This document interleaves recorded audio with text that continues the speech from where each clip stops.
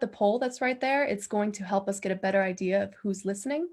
And then throughout this talk, I'll be sharing different links for how you can support Grassroots Al-Quds through PayPal and buying the book Wujood. Okay, so we're gonna get started. First, thank you to everyone who's been spreading the word and who has registered and donated to Grassroots Al-Quds.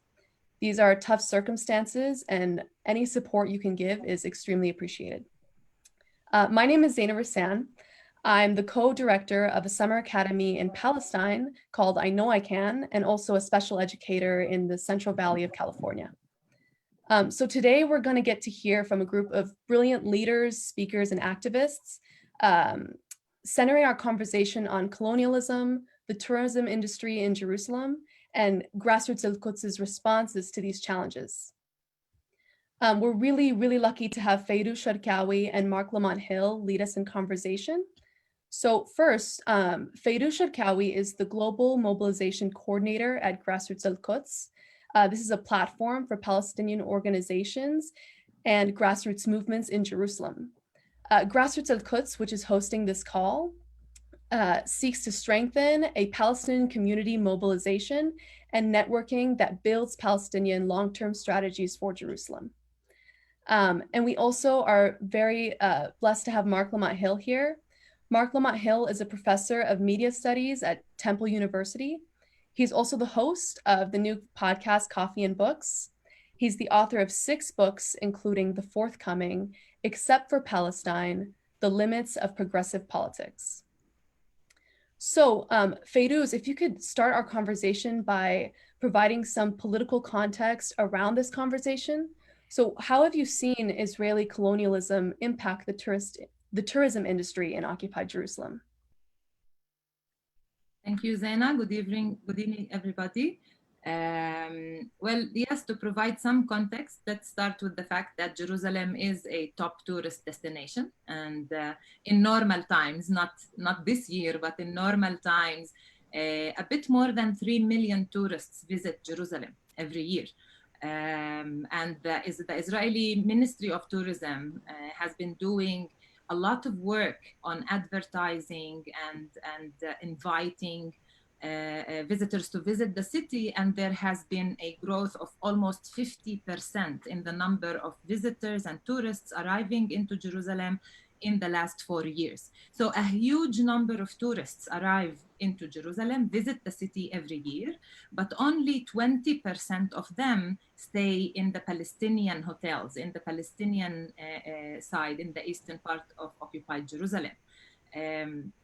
And this has a lot to do with the Israeli advertisement and propaganda in tourism, as well as to the fact that Israel stifles development in the eastern part of Jerusalem, not allowing proper planning and development, not allowing the construction of homes or commercial centers, including hotels, businesses like hotels. And so looking at the numbers, comparing the number of hotel rooms in Jerusalem, you can feel this difference. There are currently 1,500 Palestinian hotel rooms in Jerusalem, as opposed to 15,000 Israeli hotel rooms. And this explains also why, out of those millions of tourists who stayed overnight in Jerusalem in recent years, only 20% stayed in our hotels, in Palestinian hotels. Now, speaking of the Israeli propaganda, of the Israeli advertisement, it is very easy to see how the Israeli official and also commercial advertisement in tourism hides away the Palestinian presence and existence in Jerusalem. It hides it from maps, literally official maps of Jerusalem. Looking at the map, the touristic map of Jerusalem that is issued by the Israeli Occupation Ministry of Tourism, you can see that there are huge parts of the eastern part of Jerusalem hidden. They are cut off. They are not shown on the map.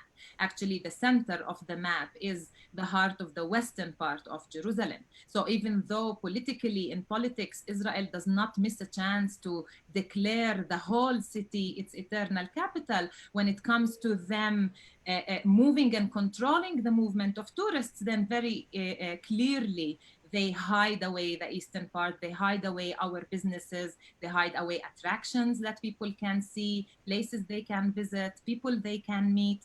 So looking at Israeli advertisements, also the web is full of them. You can see so many advertisements and videos that advertise for visiting Jerusalem, but do not show the Palestinian existence, do not show the Palestinian presence, and thus this presence is missing from the tourist experience when they visit Jerusalem. Now, it's also important to realize that there is a strong connection also between colonial expansion and the tourism industry in Jerusalem, especially in Jerusalem, everywhere in Palestine, but especially in Jerusalem. So it's not only about hiding away the Palestinians from advertisements, but also the strong connection between the expansion of the Israeli occupation and colonialism in Jerusalem, Israeli control over Jerusalem, over the eastern part of the city. It's very well connected to tourism projects. For example, last year, a bit more than a year ago, a new tourist project was authorized, was confirmed in Jerusalem, and it is the Jerusalem cable car. Now, usually I like cable cars. They're fun. It's a very nice experience. They challenge my fear of heights. And so it's a very nice idea. But looking at what it's going to do in Jerusalem, what its purpose is in Jerusalem, you can see how ugly it is. This cable car is not going to be beneficial economically to Israel. It's not a good business. It's not a good business adventure.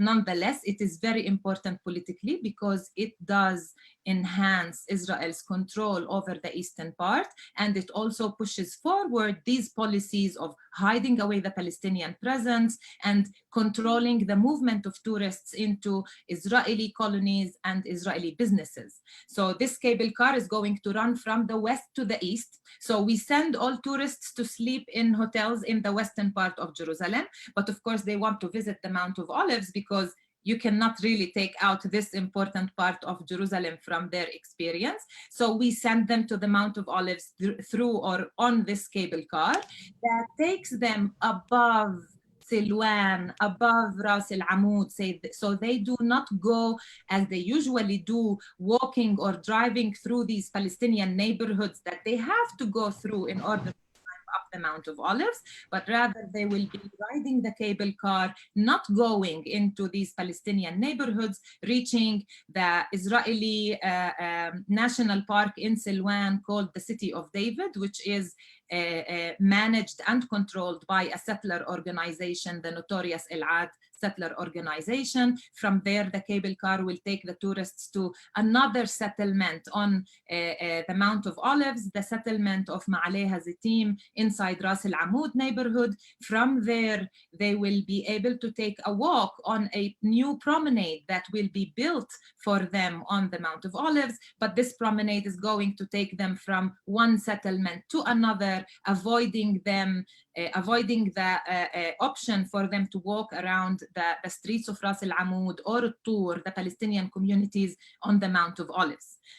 So these are just two examples of very new, fresh projects that build a very strong connection between tourism, the tourism industry in Jerusalem, and the colonial expansion and the colonial goals and plans that the Israeli occupation has in Jerusalem. Now, of course, these are the Israeli policies, and at the same time, there is a very big international complicity with it. Looking at search engines, looking at booking agencies, so looking at Google, looking at Airbnb and Booking.com, looking at TripAdvisor and Lonely Planet, you see that they all take and adopt the Israeli propaganda and the Israeli narrative fully, not questioning it, not offering anything else. So, for example, the same map that Israel prints and distributes for Jerusalem is adopted by TripAdvisor. So you get the same map, you get it with the TripAdvisor logo, and as a tourist who might not be aware of the political reality in Jerusalem, you will be missing a lot. So this international complicity also supports a lot the Israeli policy and the Israeli control also in the tourism industry. You can, by the way, check it out for yourselves. Go to Google and Google hairdresser East Jerusalem and check out the first 10 results or 20 results you will get. They will all be Israeli businesses, most probably in the western part, but if in the eastern part, then in Israeli colonies and settlements in the eastern part. So just one example about how this international complicity is reflected. Now, this has very severe results and very harsh effects on the Palestinians in Jerusalem. The first one, politically, millions of people visit Jerusalem every year, but they, with these Israeli plans, will less and less be able to see the occupation physically on the ground. They will not walk around the streets of Silwan and see how it is a big ghetto, how Silwan is a big refugee camp in the middle of the city. They will not be able to see soldiers in our streets. They will not be able to see bulldozers demolishing our homes in our neighborhoods. And so politically, Israel is hiding away the occupation. And then, of course, also connected to the political aspect of it, economically, this makes the Palestinian economy suffer in Jerusalem. 40% of our economy in Jerusalem is tourism, and with Israel stealing away the tourist movement and visitors from our neighborhoods, then we also lose a lot of money. And with Palestinians being very poor in Jerusalem, there is an 80% poverty rate among Palestinians in Jerusalem. So this economic suffocation is clearly another tool of displacement that basically that's the end goal, displacing more and more Palestinians from Jerusalem, in this case by making it very hard for them to economically survive in this very expensive city. So this is the context that led to the publishing of Wujood. Thank you, Fayrouz. I want to expand on this a little bit more. You mentioned a little bit about how the international world is compliant. So I want to direct the next question to Marc. As an American citizen visiting Jerusalem, can you tell us what stood out to you, or speak on how what you saw compares to US's colonialist systems? There we go. I think I've unmuted myself. Sorry, I was having a little tech problem. First of all, thank you for the question, and I'd like to thank Fayrouz and Grassroots Jerusalem for inviting me. This is an incredible honor, and the work of Grassroots Jerusalem is so important for providing people with proper information, for proper access to what's happening on the ground. The work they do politically, intellectually, may not even be fully appreciated in this historical moment. It may be 20 years from now or 50 years from now when we look back and really understand how critical Grassroots Al-Quds has been to this moment and to the work of creating freedom, justice, and self-determination for the Palestinian people. So I'm honored to play even a small part in this conversation. And I'm learning so much as I always do from Fayrouz. I'm learning so much in this conversation to just listen. So I'll be somewhat brief. The first thing you asked me was what I noticed when, what I observed sort of on the ground as an American citizen coming. And so part of what I would say is there's my pre-Wujood experience and my post-Wujood experience. I've been to Palestine many times, and the first trips that I made, I didn't have access to the kind of experiences that I had later after meeting people who gave me the proper tour and the proper information, allowed me to make judgments for myself about what I was seeing. So the first time I get there, I land in Tel Aviv. The first few times I'm in Palestine, I go to Tel Aviv. I land in Ben Gurion Airport. I go through the very, very, very, very long security line. still not entirely clear why the line needs to be that long. And the first thing I notice is who's getting pulled out of line and who's not. This is even more the case in Amman, but when I'm in Tel Aviv, it's you know, when I'm looking at people who live inside of 48, Palestinians who live inside of 48, and I didn't know who they were at the time. I just noticed that a whole bunch of brown people were getting pulled out of the line. A whole bunch of Muslims were getting pulled out of the line. I noticed that, you know, as a Black person in America, I'm used to being the security threat. And it was the first moment where, like, me being Black didn't seem to be the biggest thing that people were looking for. They were like South Asians, they were Arabs, they were, you know, other people who were they were like, oh no, sir, you're fine, keep going. I was like, oh shit, this must be what white people feel like. But there was also this incredible discomfort with watching the way this particular racial state operates. This is all part of tourism, right? Because this is where the colonial project begins as a tourist. It's the moment you land. And so then you wait in line, and then you give them the passport and the neck or whatever ID you have, and you then are told, you're then asked a bunch of questions, not the least of which is, where do you plan to go? So there's already, and it's very clear from the security, from their demeanor, from the tone of their questions, that certain answers are acceptable and certain answers are not. If I say that I'm going to El Khalil, if I'm going to Hebron, I get a very different response than if I say, oh, I'm going to Akka, I'm going to Haifa, to have, you know, to tour. If I say that I'm here to see Jesus, and then I can get away with going to Bethlehem. Right? I can say I'm going to Bethlehem, but what are you doing in Bethlehem? Oh, I'm going to Manger Square. Oh, I want to see the Banksy, right? I want to go to, you know, the Waldorf Hotel, excuse me. Those are the kinds of answers that are acceptable, which stand in sharp contrast to, oh, I plan to go to Ramallah.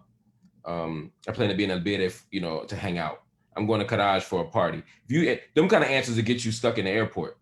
And so it's very clear where you should go and where you shouldn't go, what's acceptable and what's not. And this isn't by law, right? This is by custom. So you immediately get indoctrinated into this idea that certain places are good and certain places are not. When you leave, just like when you come, the first question I was asked the first time I returned to Ben Gurion was, did you see any Arabs? Were you around any? I mean, what a bizarre question to be asked. Whether you, even if I only went to Jerusalem, even if I only went to Tel Aviv, right? Even if I only, you know, it would be nearly impossible to not encounter Arabs. So the question isn't really, did you see any Arabs, right? The question really is, what were you doing with them?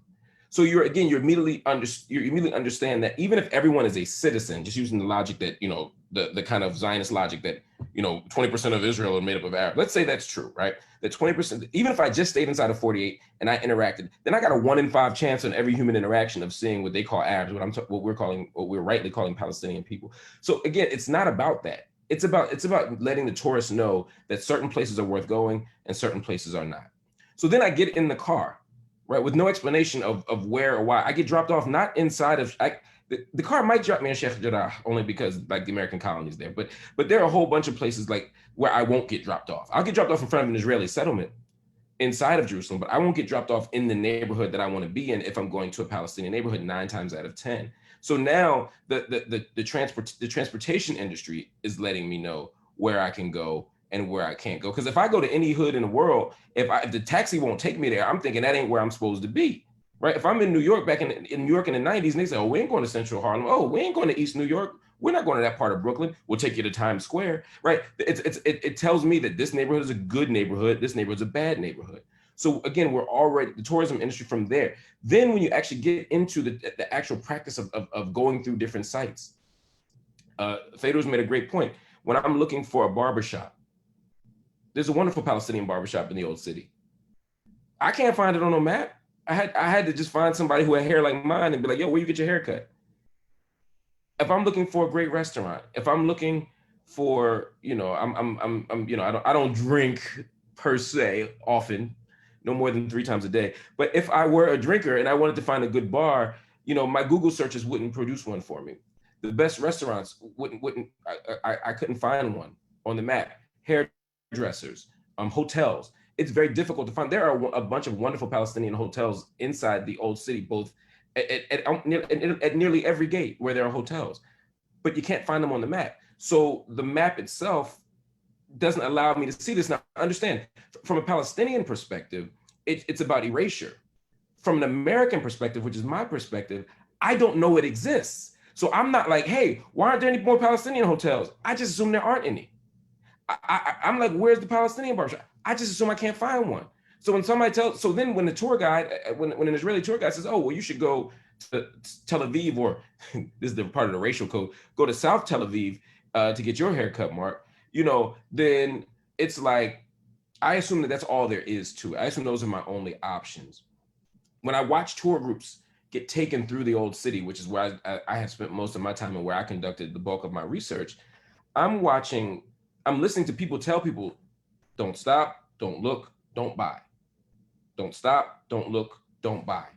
And so what they're talking about is when I enter the old city through Damascus Gate, through Bab al-Amud, there are a ton of Palestinian cafes, a ton of Palestinian vendors. And they all sell the same, I mean, they're all selling the same stuff, right? Whether you like it or not, it's the same kind of stuff. But we're told to not even look there. Don't buy there, right? We're told that this, again, the danger. So if from the airport, I'm told, you know, I'm implicitly told that these are shady people to be around. And then I can't get dropped off in the neighborhood from the transportation industry. And then my tour guide tells me, don't stop, don't look, don't buy. The same stuff that's down the hall. And then they build, and they say, oh, well, if you go through, you know, so the difference between going through a Damascus Gate and going through the new gate or going through Jaffa Gate, these are all, that each gate produces new possibilities for what I can or should be buying. All of this sends a message, right? When I'm trying to go to Aqsa Mosque, and as I'm going through, attempting to go through the African quarter, right? There's security there. There's a basically what technically would be called a flying checkpoint because it's not set up, but they're there every day that I've ever been there for the last 5 years. But there's also vendors behind there. But if every time I want to buy something, I have to go and show my passport and explain who I am and what I'm doing, which is very different than what happens when I try to go to the Western Wall or when I try to go to through other sites. If I try to go to Church of the Sepulchre, it's much easier to navigate. I don't need to show ID on the front end. So they're dissuading people from purchasing things on this end. So for me, the tourism that's what I experienced. It's only after I knew. It's only after I meet an Ali Jeddah in the old city who says, wait a minute, there's other stuff to see. It's only after I encounter Grassroots Al-Quds and I get a proper tour throughout the city that I understand it. There's one more thing that I wanted to say because I thought it was a pretty neat thing. In El Wujood, they asked, because you asked about the comparison. And so inside of El Wujood, which by the way is a wonderful, wonderful book, and anyone who doesn't have it should absolutely purchase it. It radically reorganized my thinking about the city of Jerusalem. No matter what you think you know about Jerusalem, this is helpful. If you're a first-time visitor, you can't live without it, not well. But if you think you know a lot about Jerusalem, it still is a useful resource. But she said, or the book says, excuse me, what if in your neighborhood waste management was a monthly bonfire? What if there was running water, but only 6 hours a day? Sidewalks were a novelty and playgrounds were unheard of. What if building permits were systematically denied to people like you and your neighbor received a municipal demolition order again? What if 78% of your community lived below the poverty line and the kids were running around outside all day because schools were too crowded to hold them? What if an 8-meter concrete wall blocked all the roads to the university campus? And what if, God forbid, there was an emergency and the ambulance took hours to arrive because it was stuck at a military checkpoint? And what if gun-toting crazies moved up the road and daily marched in front of your grandparents' house yelling, "This is my land"? And what if you called the police because you were scared they'd shoot, only to be yourself arrested? As a Black person living in America, there are ways that resonates with me. And there are ways that it does not. And we can talk about that later when we talk about solidarity. I do not believe, and I'm always reluctant or resistant to those who say that being Palestinian is like being Black, or being Black is like being Palestinian. Every condition is different. Every context is different. Everyone is forced to wrestle with a set of circumstances that are singular in certain ways, although there are connections that bind us together or should bind us together. But when I go to Palestine and I'm traveling through the city and I look at what is happening in East Jerusalem versus West Jerusalem, it does remind me of what happens in many urban cities in the United States. I can, if I'm in West Jerusalem, if I'm on, you know, Jaffa Street and I'm looking and I see people sitting outside in cafes and the streets are clean and it looks like a European city, and suddenly I go I walk just a few meters over and now there's trash in the street and the cars are double parked everywhere and there's an odd smell, and of course it's Palestine, so there's 75,000 cats everywhere. And if all of this is in my thing, then if I don't know any better, I would make the same assumptions that people often make about Black people in the United States. If I don't know that the trash pickup isn't happening and that municipal resources are not distributed 50-50 or even congruent with the population of Jerusalem, then I would think the Palestinians don't know how to pick up trash, not knowing that their trash is never picked up. If I don't understand how parking works or how streets work or how cars are allowed to park, if I don't understand the permit system, then I would think the Palestinians just park in the middle of the street because they're lazy or because they are uncivilized, right? And of course, given these Orientalist narratives about what the East looks like in relation to the West, it's even more sort of compelling a narrative to think about West Jerusalem and East Jerusalem as a microcosm of what the West looks like versus the East in terms of the kind of Orientalist imagination of Edward Said talked about. So for me, when I travel there as an American, if I don't know any better, I would think the Palestinians are uncivilized and that the Israelis are the civilized folk, as opposed to understanding that there are a set of material conditions that force people to make particular choices. Palestinians don't burn trash because they don't like dumpsters, right?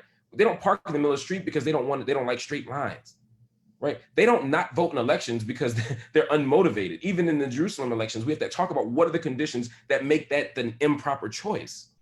And so for me as an American, until I get access to proper information, books like Wujood and organizations like Grassroots Al-Quds, then I am forced to make wrong-headed assumptions, which is precisely what the colonial project is about. It's not just about, the settler colonial project is about dislocation. It's about, we can call it transfer or whatever, but it's about pushing people away. It's about expulsion of people from their own land. But it's about replacement. But it's also about a certain type of memory project. It's about a certain type of political use of memory, such that we erase. Settler colonialism is about erasure as well. And so if I can post up signs in Jerusalem that make me think that things went this way versus that way, if I can alter history and not talk about what was really at stake in 1948, if I can change and Hebraicize all the signs so that even in Arabic, I'm reading Yerushalayim and not Al-Quds for Jerusalem, then I can begin to erase or forget. And as a public memory, collective memory, we can forget just how long, just how invested, just how significant the Palestinian presence has been in this land. And so the tourism industry is reflective of that. And this is the last thing I'll say, nothing better reflects what we remember and what we forget than tourism, because I come in not knowing anything.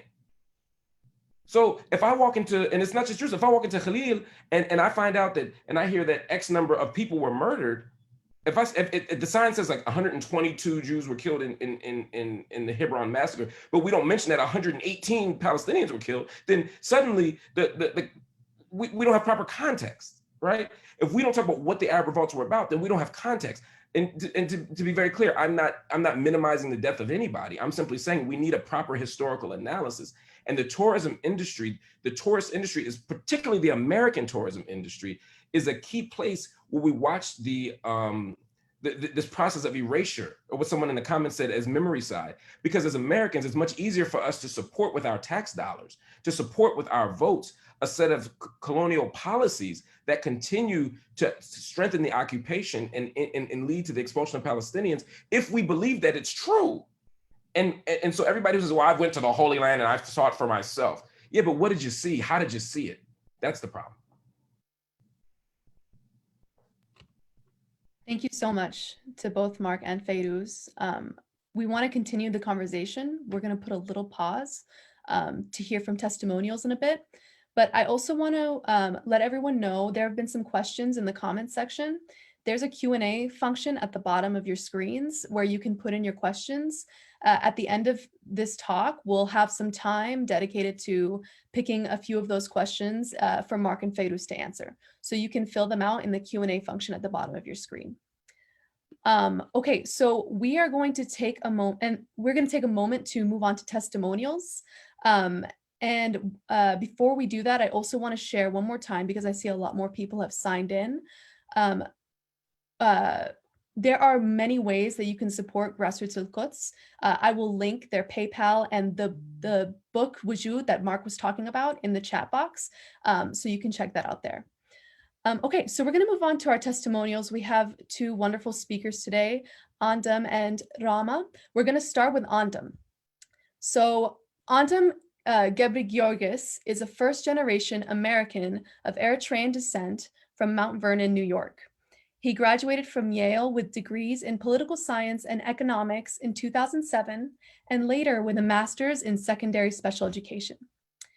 He taught middle school special education in New York for the majority of his professional career, and was in Ramallah teaching English writing at IKIC, I Know I Can, the summer of 2018. Andom was recently a Democratic candidate for Congress in the New York 16th District, Southern Westchester, and the North Bronx. So Andom, whenever you're ready, we'd love to hear from you. Thank you, Zaina, for the introduction. Hello, everyone. My name is Andom Ghebreghiorgis, and I had the privilege of going to Palestine in 2018 with I Know I Can. Marc spoke at the I Know I Can Summer Academy, and as a New Yorker, of course, I had to show him a couple things on the basketball court. And Fayrouz as well, I met on the Grassroots Jerusalem political tour. So I'm happy to be sharing virtual space with everyone here today. It's certainly a crazy time right now in America, throughout the world. I think just speaking about the historic moment that we're in right now, the Overton window on policing has changed probably more in the last 2-3 months than it has maybe in the last 3 decades. And I think that there's a clear connection between what's happening here and what's going on in Palestine, certainly from a racial justice perspective, in particular, Black justice. Black people in the United States, they live under a racist regime that targets our communities with racial profiling, mass incarceration, surveillance, state-sanctioned violence. And, here in New York, we see the effects of US police training, what happens with the Israeli military through deadly exchange, the resource sharing tactics of state repression. The US funds the subjugation of Black people here as well as Palestinians. We see it with millions of dollars going to police departments across the country, and we also see it with nearly $4 billion in military aid to Israel every single year. Increasing policing, increasing militarization, and the violence associated with those things, it's rooted in anti-Black and also anti-Palestinian racism. And so when we talk about Palestinian liberation, we know that this exists within a broader struggle for human rights. It exists in a global context. It exists in a struggle against white supremacy. And we also know that Black liberation cannot happen without Palestinian liberation, right? Marc was speaking a little bit about solidarity. So racial justice, it knows no borders, and we have to be internationalists in our thinking. We have to stand in solidarity with oppressed peoples throughout the world, ever more so because we know oppressive state actors already work together, whether they be the NYPD, ICE, or the so-called IDF. I want to add, though, as an Eritrean American, an extra sort of layer to this in terms of racial justice in Palestine that's often not discussed. And this sort of was the context for my trip when I went in 2018. I have some family that lives in South Tel Aviv. There were in 2015 about 65 to 70,000 African refugees in 48. Today there are 32,000. And the reason why that is because the policy of the Israeli government was to make the lives of African refugees so miserable that they self-deport. You have the likes of Miri Regev, who said that African refugees were like a cancer in their body. And then afterwards, she apologized for that, not for being xenophobic or anti-African, but she apologized to cancer survivors. You have people throughout the Israeli Knesset who just say things that you would not even believe, calling African and Black people monkeys, infiltrators, cancers, niggers. And so what you have is you have people like my family members who come from Eritrea fleeing dictatorship. You have Sudanese refugees fleeing ethnic cleansing and genocide in Darfur, saying and seeing that what is going on in Israel is so terrible for African refugees that they would much rather self-deport to a third country, risk going to Libya, which is a failed state in many ways, and even cross the Mediterranean, where you know that there are waves of death awaiting Black people. And so why am I bringing this up? I'm bringing this up first in the context that Israel uses the 1954 law of infiltration that was applied to Palestinians after the Nakba now to Black refugees fleeing violence and dictatorship. They use racist rhetoric against African people that people in the past had all thought, oh, this is only applied to Palestinians. But they also use it because something that is going to be important when we think about the context of what's going on in Jerusalem, but also the entire West Bank and 48, is the idea of a demographic threat.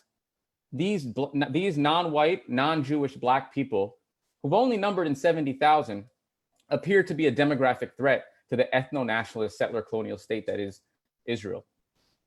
And this really serves as a foundation to understanding that, look, you hear the rhetoric about, oh, Palestinians are not willing to come to the table. Oh, the Palestinians are terrorists. They say, well, what are you talking about when we're talking about babies who are fleeing violence and who are fleeing dictatorship? The point isn't about these actors. It's not about that. The point is that Israel intends to maintain control over its entire borders in a racist manner. And this is really the foundation of Zionism. It is rooted in settler colonialism. It is rooted in white supremacy. And it is not about who is attacking at this exact moment. It will come for everyone that actually challenges the power of the state in even an ethnic or demographic way. And so what happens is, what is actually going to be exacted when that is the primary focus of a government? When you view anyone as a demographic threat, what are you willing to do? What is justice then when that is the space that you're operating in? And so for me, I had this understanding going into Jerusalem. I had this understanding going into Palestine. And when you take the Grassroots Jerusalem political tour, you see the home demolitions, you see the land confiscation, you see the ethnic cleansing that is happening there. Well, you can make a connection and understanding what the state is actually doing. And it's extremely important to understand, because as someone who wants to act in solidarity with the Palestinian people, and myself there going as a teacher, I didn't want to support a settler colonial state that was going to profit off of the exploitation of folks in Jerusalem or in 48 or anywhere. I also wanted to make sure that I was not voyeuristically commodifying this Palestinian experience for my own, progressive political purpose. I wanted to center the voices of those who I hope to be able to learn from and act in solidarity with and bear witness to those experiences. So when I came back to America, I could speak to it objectively.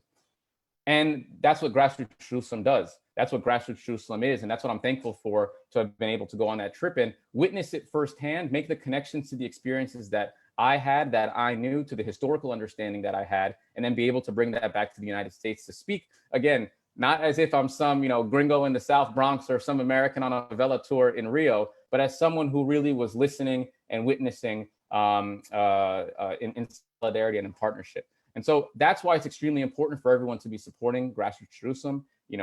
As a visitor, you're going to see the current realities. You're going to see the resistance that Palestinian communities have been doing amidst, Israel's suffocation, amidst Israel's occupation, amidst, the land confiscations and demolitions. And for me, it was on a personal level, it was just great to experience that and meet Fayrouz in 2018, and then connect it with the experience I had in IKIC, where I was a teacher, which was a really odd dynamic, because I had this very fleeting experience where I was living in Ramallah, and in some ways was experiencing occupation, but not really, because I was going back to New York and I was teaching students. I felt like I lived in Long Island and taught in the Bronx, like some of my co-teachers and friends. But one of the things that has stayed with me, not only through Grassroots Jerusalem, but also through teaching and I Know I Can in Ramallah, particularly with the young people, is the collective grief, the historical memory, but most importantly, the resilience and the optimism that the Palestinian youth have, that the people of Jerusalem have, and that all of us have together when we're operating in solidarity. So I just want to thank Fayrouz for allowing me to take part on that trip, and thank you for the opportunity to be able to speak here and support Grassroots Jerusalem. Thank you. Thanks, Andom. It's good to see you and hear from you. Next, we're going to hear from Ramah Awad. Ramah is a local community organizer at the Mejdal Community Center in San Diego. She also serves on the National Executive Board of the Palestinian Youth Movement, who's sponsoring this talk. They are a grassroots organization of Palestinian and Arab youth actively struggling for the liberation of their homeland and people. Ramah, can you tell us a little bit about your experiences in Jerusalem? Sure. Thank you, Zaina, and thank you to everyone at Grassroots Al-Quds for having me. Fayrouz and the team asked me to share my experiences visiting Jerusalem or Al-Quds, specifically as a Palestinian who has lived outside of Palestine for most of my life, to speak to questions around, what is not commonly known about the Palestinian condition in Jerusalem. How does tourism play a role in the ongoing Zionist erasure of Palestinians there? But what I would like to speak to today is more about the Palestinian experience of exclusion from Jerusalem, because for me, that shapes much of my relationship to the city. And this is also true for millions of Palestinians who are systematically denied entry or access to Jerusalem. And so this goes for the Palestinians living in Gaza and the West Bank, which is only a 20-minute drive from Jerusalem. And of course, for the millions exiled beyond Palestine, living in surrounding countries as refugees, or those who have been exiled or born in diaspora in Europe and America and so on. And so this experience of exclusion, like the experiences of direct and physical dispossession, which Fayrouz was speaking to earlier, that look like home demolitions, the revoking of the Jerusalem ID, the intentional under-resourcing of Palestinian communities, as Marc was talking about. These are all part of larger plans to erase the Palestinian presence from Jerusalem and all of Palestine.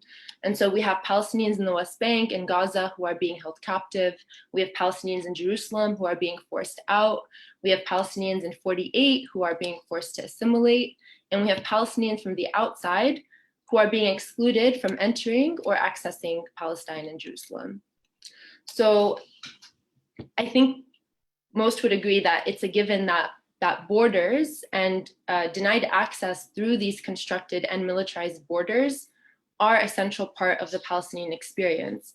And so I want to share a quote from Rashid Khadidi's book on Palestinian identity, which for me really resonates and I think speaks to this universal experience of Palestinian exclusion. He wrote the quintessential Palestinian experience, which illustrates some of the most basic issues raised by Palestinian identity, takes place at a border, an airport, a checkpoint. For it is at these borders and barriers that 6 million Palestinians are singled out for special treatment and are forcefully reminded of their identity. As a result, at each of these barriers, which most others take for granted, every Palestinian is exposed to the possibility of harassment, exclusion, and sometimes worse, simply because of their identity. And so for myself personally, as a Palestinian who was born in exile, but who has lived in Palestine, and I often visit both immediate and extended family back home, my experience with Jerusalem is largely about navigating these borders and fighting for access to the city. And oftentimes that's come to actually fighting, at the checkpoint for access to the city in quite literal terms. But from my own experiences on paper, I am barred from visiting Jerusalem, even though I hold US citizenship. And this is because I hold a Palestinian ID card, which we refer to as Hawiyya, which grants me residency in the West Bank. But as a West Bank resident, I require permits from the Israeli government in order to visit Jerusalem. So here you might be asking, or maybe this has not crossed your mind, is, well, doesn't your US passport allow you to travel freely? And the answer here is no. I'm not allowed to travel because as a Palestinian American on paper and with dual citizenship, I'm systematically barred from flying through Tel Aviv and therefore accessing any areas of 1948 Palestine, which right now includes Jerusalem. So instead, I'm compelled to travel through Jordan through a series of checkpoints, as most Palestinians who hold the identity card are forced to do. So to the Israeli government, my status or my claims as a US citizen are negated or denied because of my Palestinian identity and because I am actively deciding to hold on to that identity on paper. And I hold on to my Hawiyya, which I inherited from my mom, because it enables me to return to Palestine. It's the only thing that will guarantee me entry or access. But of course, this is not the case for the vast majority of Palestinians. For instance, my father's family has had their Jerusalem ID cards revoked. And so in legal terms, on paperwork, they are no longer Palestinian. They no longer have a stake to Palestine, to their homeland. So they can travel on their American passports to Tel Aviv, but as is the case with most Palestinians who travel through Tel Aviv, they're often interrogated, harassed, they are denied entry, they are deported at the border because of their activism on Palestine, or because of a Palestinian last name, or because of Palestinian lineage. So really because of their Palestinian identity. And so this is what Khalidi was referring to. And so for the majority of Palestinians, they are barred from Palestine because they don't have an ID card, but they're also denied access to Jerusalem simply because they are Palestinian. And so here, the irony, or I would say rather the racist design or the apartheid design of this practice, is that regardless of what kind of paperwork you have as a Palestinian, you will face exclusion from Palestine and Jerusalem in different ways. So for me, and as Andom was outlining, it's clear that this is by design because Israel is based on the ongoing erasure of Palestinian presence in Palestine. And this is, and that erasure is also based on physical displacement and control of Palestinian movement, as well as on dispossession. So dispossession of land, dispossession of property, and really dispossession of Palestinian livelihood. This erasure is also done through weakening and eliminating any relationships Palestinians in exile or in diaspora have to Palestine itself. And this is done intentionally to weaken the claims of future generations of Palestinians to their homeland. And so for the millions of Palestinians in exile who have been double expelled or triple expelled, it is at the borders and the checkpoints that they're experiencing this erasure. So between Jordan and Israel, between the West Bank and Israel. And in recent years, we've seen a new border emerge between Turkey and Greece for the thousands of Palestinians who are now been doubly displaced. And so it's at these borders that Palestinians are experiencing erasure, alienation, and dispossession from our homeland. And so on the topic of tourism, for every Palestinian that is denied return or access to their ancestral homeland, there's probably like 10 or 20-fold the number of tourists and immigrants and settlers who have free access to Palestine and Jerusalem and have more access to naturalizing themselves in a homeland or a land that is foreign to them. And this is really one of the defining natures of Israel as a settler colonial state that is seeking to indigenize itself at the cost of Palestinian access and livelihood in Palestine. And here, I think it's really important to highlight the role of the US in facilitating this process.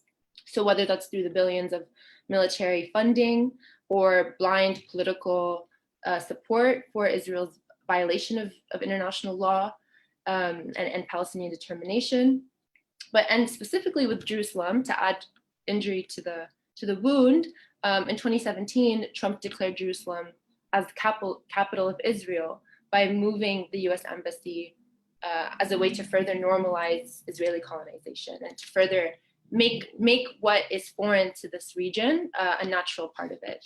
So with that, I hope that this shed light on the fact that we cannot even get to Jerusalem, and with that comes, I think, the added responsibilities for those visiting Palestine to join us in an active struggle.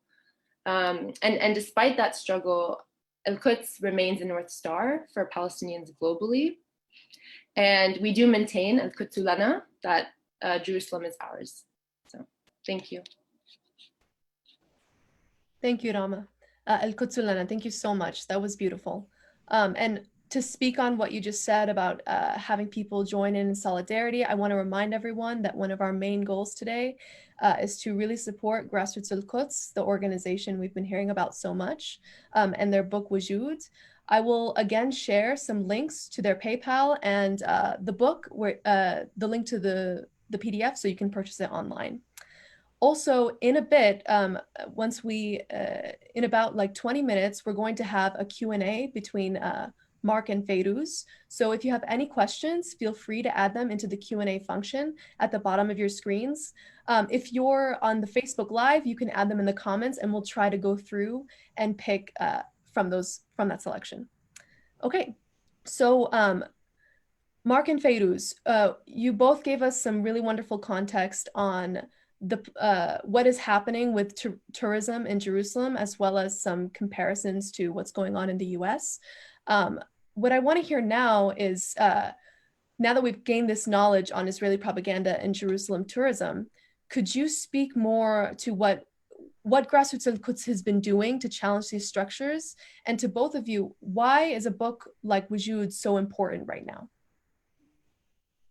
Yes, I would like to expand a bit more and speak about our global mobilization at Grassroots Al-Quds. You know, we established Grassroots Al-Quds almost 10 years ago. And when we started the organization, we had very traditional funding from very traditional donors who dictated their agendas, who dictated what we should be doing. And part of what we were told to do was advocacy.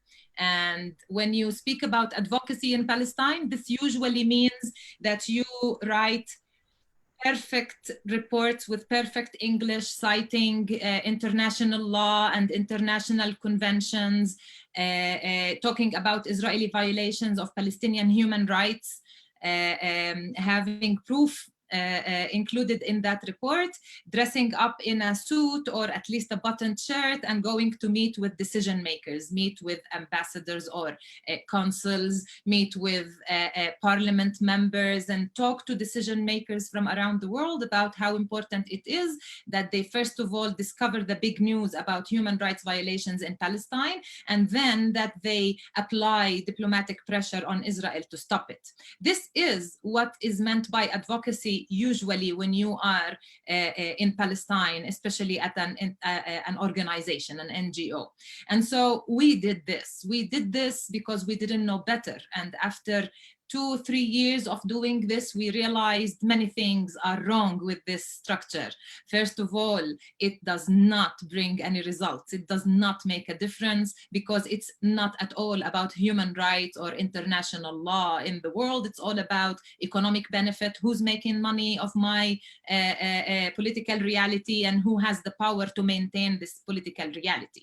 And so we decided that we will stop wasting our time and resources and effort and emotions on this kind of advocacy, and we mainly shifted our advocacy from the top level decision makers to grassroots around the world. And we decided to rename it Global Mobilization because that's more what we do. And the Global Mobilization Department at Grassroots Al-Quds does exactly this. It tackles all of the points that were made by all of the speakers today about how, and not only in tourism, how Israeli policies and Israeli propaganda work hand in hand, also in tourism, in order to displace Palestinians, dispossess Palestinians, disempower Palestinians. And so we decided that we first of all give political tours, because we realized that there are so many people coming to Jerusalem not knowing about the reality in the city, not knowing what it means to be a Palestinian living in Jerusalem, not knowing how imminent the threat of being displaced, how real it is. It's not just an imaginary scenario that you say it will not happen to me. It's very real to so many people. There are 350,000 Palestinians living within the Israeli occupation's municipal boundary of Jerusalem, and they all feel this threat of being pushed out of the city, forced out of the city. And so we started providing our political tours, and our political tours provide the story, the political context, also a little bit of the history that led up to this context. And that was our answer to the misinformation and disinformation that is rampant around the world when it comes to Palestine. People have no idea what's happening. Even when they visit, they don't really get the full picture. So we started providing this tour. And in 2014, we published the first edition of Wujood. Wujood is Arabic for presence or existence. And Wujood is the first political tourist guidebook to Jerusalem. We call it the Grassroots Guide to Jerusalem. And we published the first edition in 2014 and the second edition last year in 2019. We're having this webinar on Wujood tonight. The plan for us for 2020 was to come tour with the book in the US. Of course, this plan was postponed, and I'm hoping that we get to do it as soon as possible. Now, Wujood is, first of all, a tourist guidebook to Jerusalem.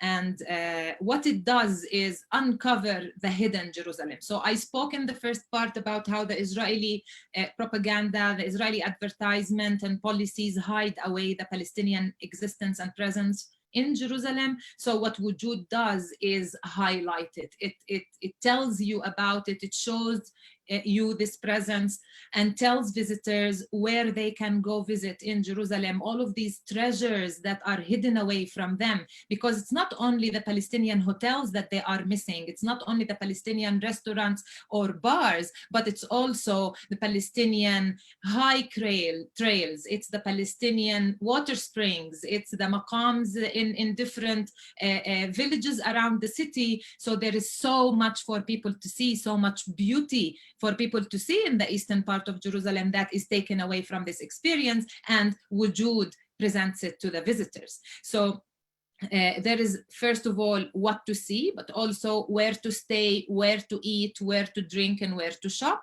This information is provided in the first chapter of Wujood, which is called While in Jerusalem. So it tells you exactly, Marc was speaking about not finding those hotels or guest houses or restaurants on the map. So we put them on the map. We tell you, we list all of these hotels, we list places for people to stay, places for people to shop. Where are the Palestinian commercial areas? Where are the Palestinian shops and businesses that are outside of the old city? Where how can I get to these places by bus? Because, for example, in Jerusalem, there is a Palestinian bus company and bus lines that take you to the eastern part of Jerusalem, and usually you cannot find information about them anywhere but in Wujood, for example. So if you want to make it to Hizma, if you want to make it to Al-Azariya, if you want to make it to Battir or Al-Walaja, Wujood would tell you where to take the bus from and how to get there, and no other guide would tell you, would provide you with that information.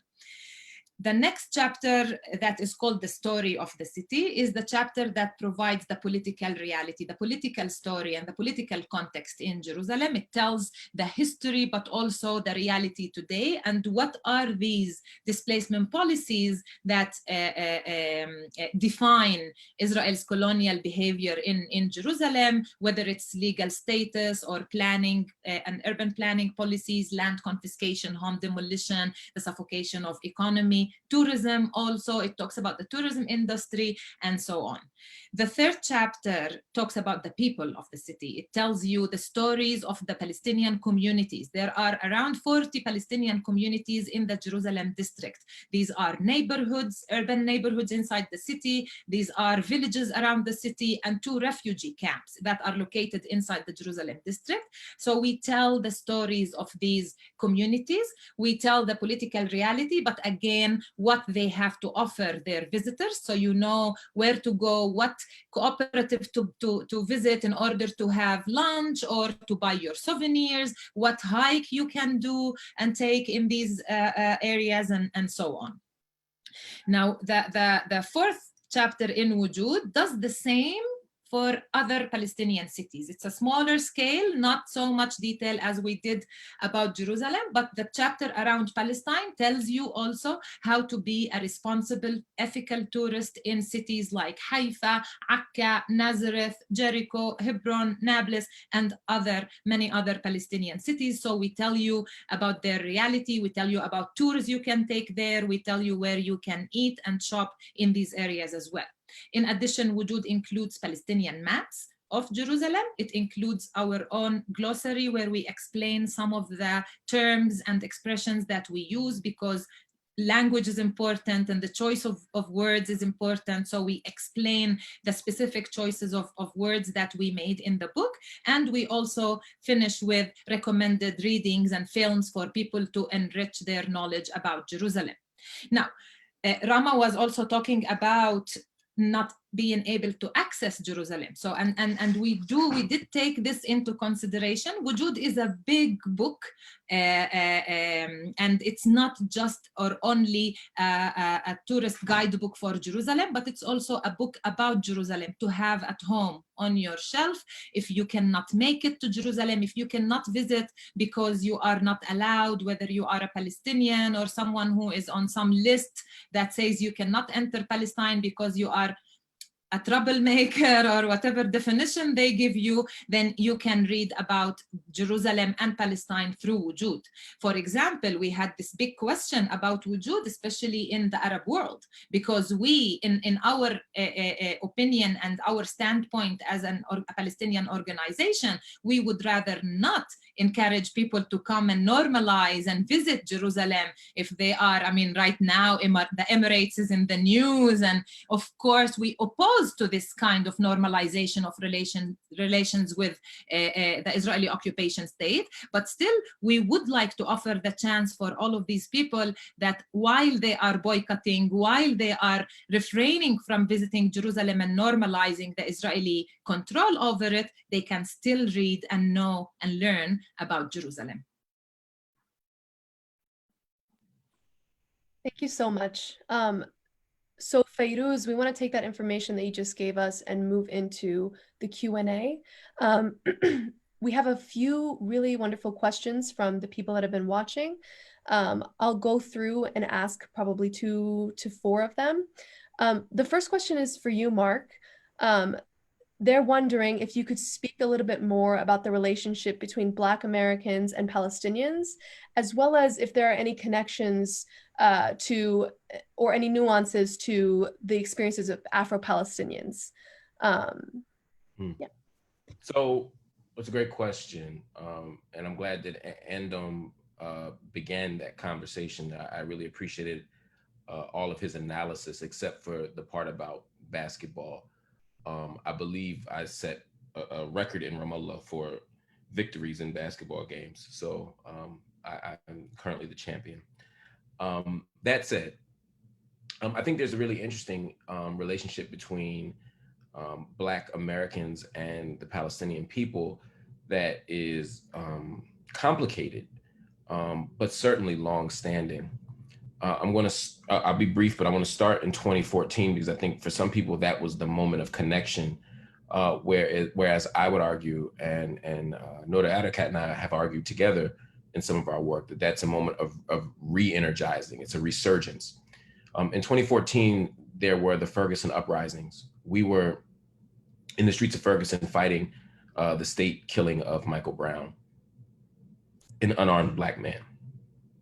And we were responding to weeks and months and decades and years and centuries of state-sanctioned killings of unarmed Black people.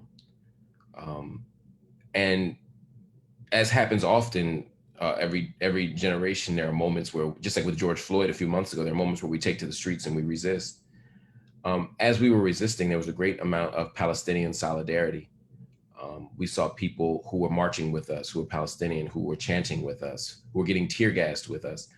And it was an interesting moment because at that very same time, there was a 51-day war going on in Gaza, where we saw extraordinary levels of disproportionate force used by the Israeli government against the Palestinian people in Gaza. maybe for the first time of this generation, the news outlets, even mainstream corporate media, were showing images of schools and YMCAs and playgrounds being bombed, children being harmed. And so we saw there was a really interesting moment of intersection between what was happening here in the United States and what was happening in Palestine. And then, of course, there's a sort of historic moment where tweets and messages came from the West Bank, where people like Miriam Barghouti and others were in the West Bank protesting the bombing of Gaza. And they were telling Black American protesters, here's how you wash your eyes out. Here's how you make gas masks. Here's how you run toward the wind, stand closer to the soldier or the officer, distinction without a difference, so that they can, so that they're less likely to tear gas you. And so the kind of symbolic connection also became a material and tactical one. And for many people, that was the moment of Black Palestinian solidarity. But what I want us to think about in answering the question is sort of how does that stand on the shoulders of decades of solidarity work by people like Angela Davis, by people like June Jordan, by people like Malcolm X. Malcolm X writes his essay Zionist Logic several years before the 1967 war. After the 1967 war, the Student Nonviolent Coordinating Committee, SNCC, publishes a newsletter. Ethel Minor actually writes a newsletter sort of talking about neocolonialism and what it meant for the occupation of the East Jerusalem and the West Bank and Gaza to be part of a broader project of global colonialism. That stands on the shoulders of the Bandung Conference, where you had brown people around the globe talking about what? Resisting colonialism, resisting imperialism. Now, Black people, there are moments where W.E.B. Du Bois, where Marcus Garvey and other heroes of ours have in many ways identified with the Zionist cause.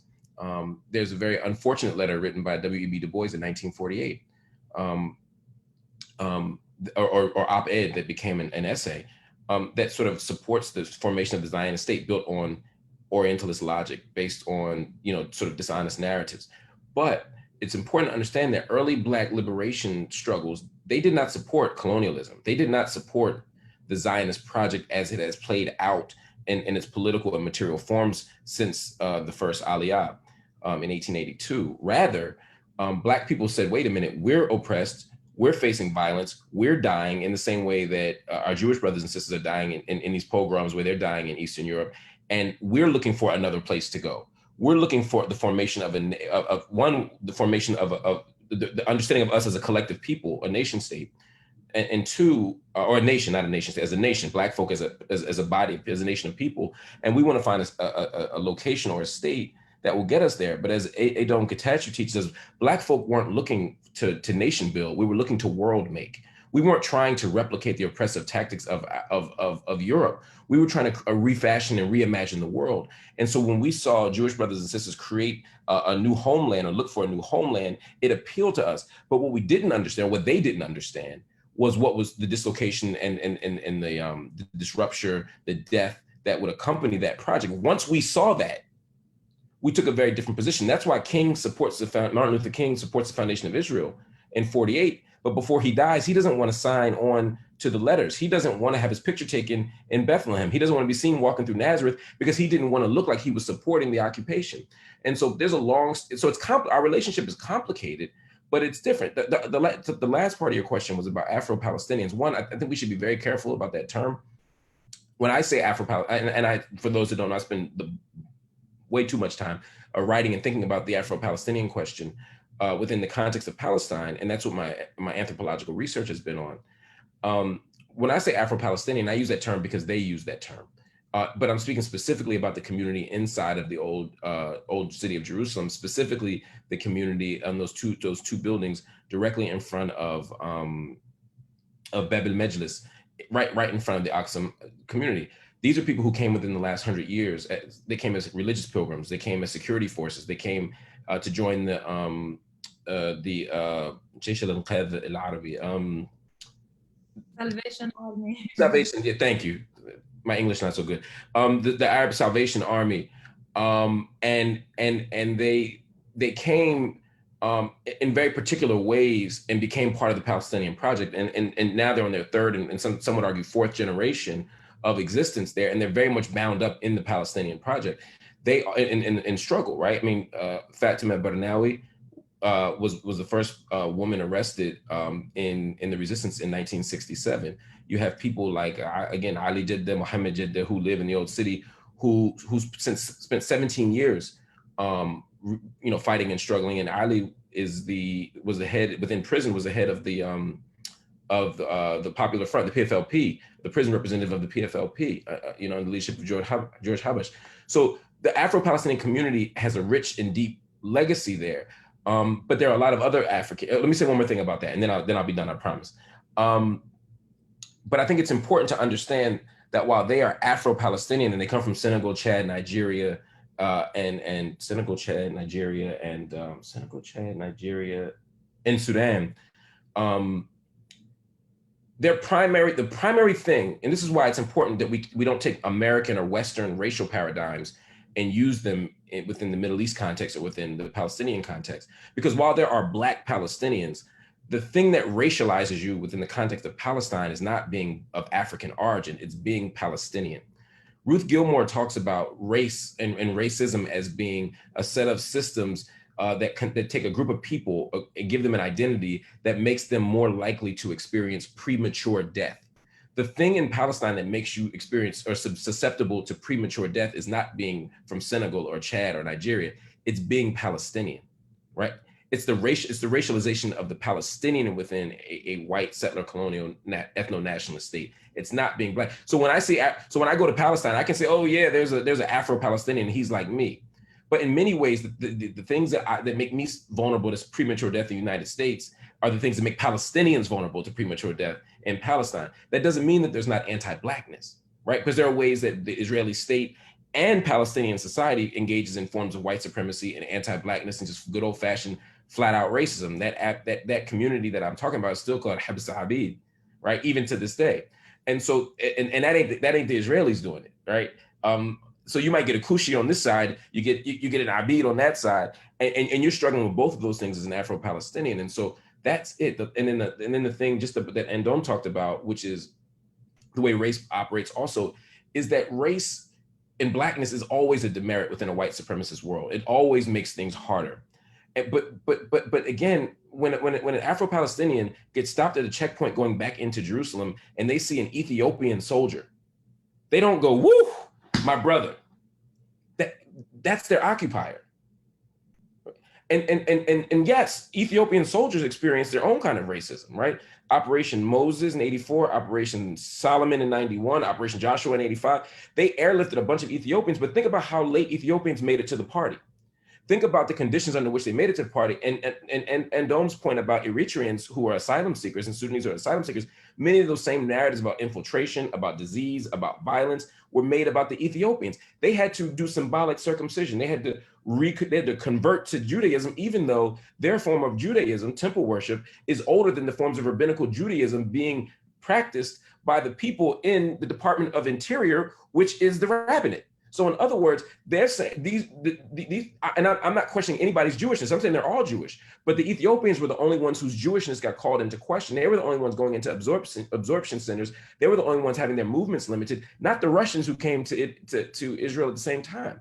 And so there's a way that anti-Blackness is pervasive regardless of where you operate on the spectrum, but we don't want to close ranks around Blackness within Palestine in a way that we start to think that, that Blackness is the thing that's the problem, or that Blackness is the primary unit of analysis here. It's very, very complicated, and we have to tease all that stuff out. I try to do a little bit of it, but there's just so much more to be said that we could do it another time. Thank you. So we have time for about 2 more questions. The first one, a few people have questions about the cable system that you mentioned, Fayrouz. They want to know if you have any more information about when it will begin or when it will be completed, and how can people from the international world support in boycotting it or spreading information about it.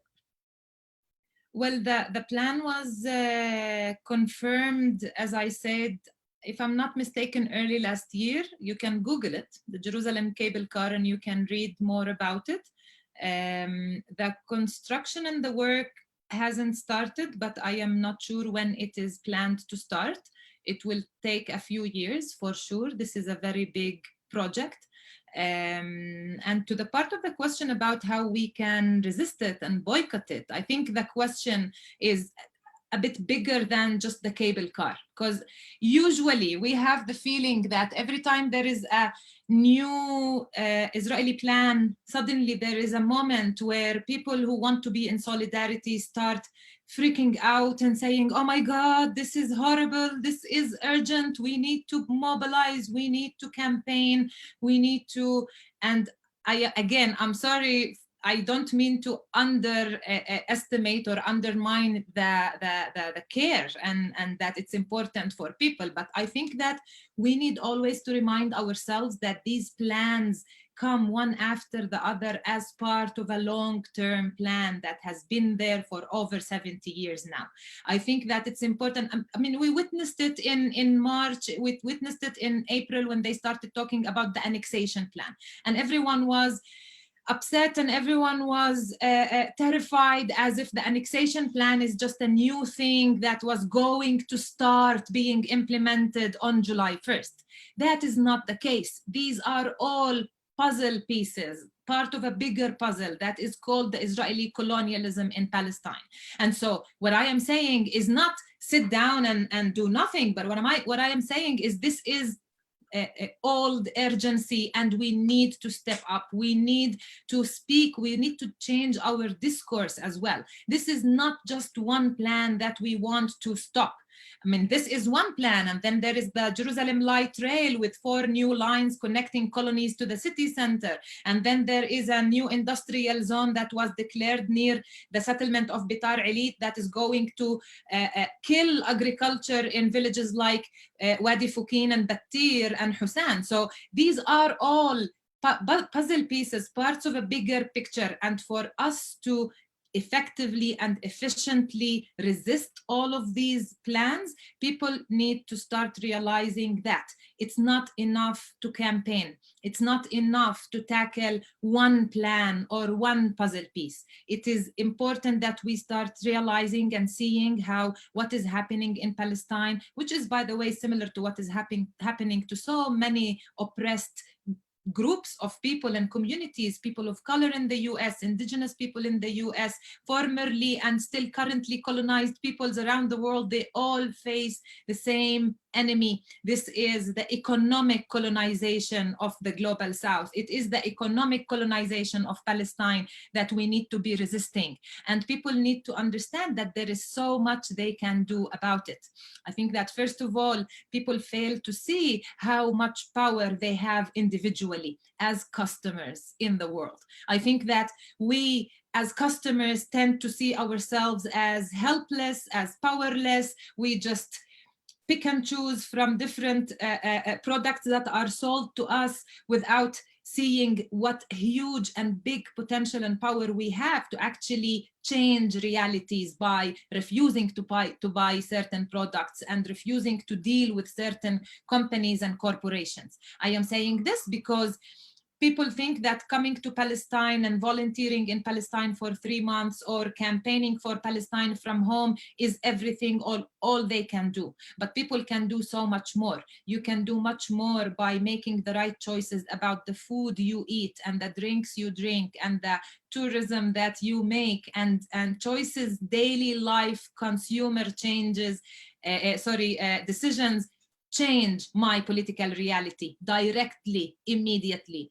And so there is a cable car project. There are probably international corporations and companies that are part of building this cable car. When it comes to the railroad, to the light rail and the new tram lines in Jerusalem, there are European and international companies involved in the building and construction of these lines. So people have also the power to pressure their own companies and corporations back home and say, you will not participate in this and you will not enable Israel's occupation in Palestine and in Jerusalem. I think that people can mobilize in order to make this change back home. I think that people do not get how much they can do for Palestine from back home. And it's not only the economic boycott. Of course, boycotting Israel is on top of my list. Boycotting Israel economically, academically, culturally. Don't host their professors in your universities. Don't host their gigs of their artists in your city. And because this is all enabling Israel. This is all enabling the colonialism in Palestine. But also, I think that people tend to overlook their responsibility and ability to make change in Palestine by making political change back home. I think that people need to see more clearly the direct connection between political change internally inside the US or inside European countries or inside any other country people might be coming from, and how it directly affects my political reality, because the foreign policy of one's country is very much influenced also by internal policy. And if it's white supremacy, if it's racism, if it's systematic and institutionalized racism, then it means that it will be bad internally and externally towards Palestine or other countries around the world. And so I think that it's important to remind everybody that these are all things that we can, we should, we must do immediately. Thank you so much. Everything you said actually encompassed a lot of the other questions that were going to be asked. People wanted to know how they can support and how they can support Grassroots Al-Quds, as well as be better allies in general. And yeah, your wisdom is so well appreciated. Thank you so much. We do have time for one more question before we close here. We're wondering if you can speak a little bit more. I know you talked about what Grassroots Al-Quds is already doing. Can you speak a little bit more on any future plans for the organization, especially in the context of the pandemic, and how local businesses in East Jerusalem might also be affected? Answering about Jerusalem first, merchants and business owners and shopkeepers in Jerusalem are suffering a lot. Again, Jerusalem, to begin with, even before the pandemic, before the closure, Jerusalem was a very expensive city to live for Palestinians. And with an 80% officially, 80% poverty rate among Palestinians in Jerusalem, with Jerusalem being one of the most expensive cities in the world, you can already imagine how hard it is for Palestinians to simply finish the month in Jerusalem with a roof over their head. And I'm talking about economically, not even about home demolition or legal status revocation or anything else that is a serious and real threat all the time, but just economically.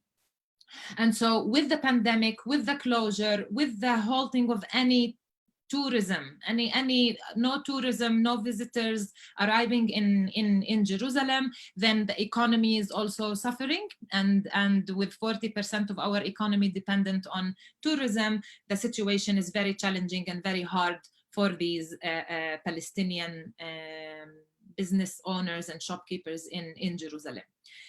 Which also is the same for us as an organization, because as an organization, I was explaining before that we started as a very traditional organization when it came to our funding and to our plans. And with the growth that we went through, we also decided that as an organization, we need to break free of donors and of donor systems. And that is why we started generating our own income through the sales of our tours and our books. And we also depend a lot on support from our friends and supporters and people who simply appreciate our work.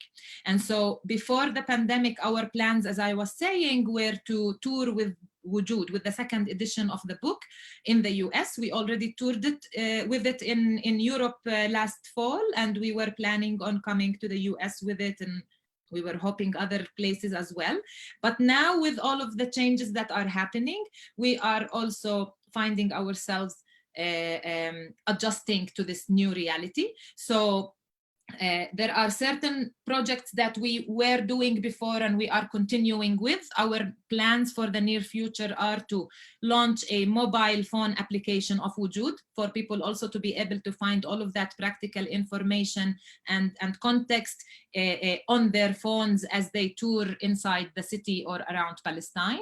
We are also working in tourism, which is now it seems like this campaign is going to be postponed a bit further, but we are also working on enhancing the movement of tourists and visitors to villages and neighborhoods of Jerusalem that are marginalized, that are many of them located behind the wall, so separated from Jerusalem by the wall. So a tourism campaign that invites and encourages people to visit these communities and support their steadfastness by supporting their economy, by visiting them and spending some of that money there responsibly.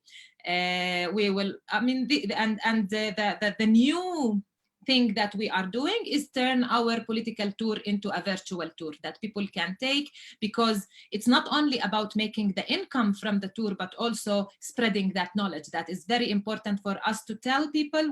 It's very important for us to put that information and knowledge out there for people to know better about the reality and the details and the Palestinian lives in Jerusalem. And so we will also be offering our tours online, hopefully in a couple of months. I agree. Fayrouz, really quickly before we close, there are a few questions about how to get the book in a hard copy version. Could you tell us a little bit more about that? Yes, we are also looking into that. Unfortunately, the book is not yet sold around the world. There are a few places in Europe that are selling the book.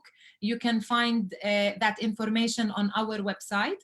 And now we are also looking into how we can sell Wujood around the world. And I think that in the meantime, people will have to contact us and order the book, and we can ship it to them. But in the meantime, the PDF version is online. It is available. People can buy the PDF version.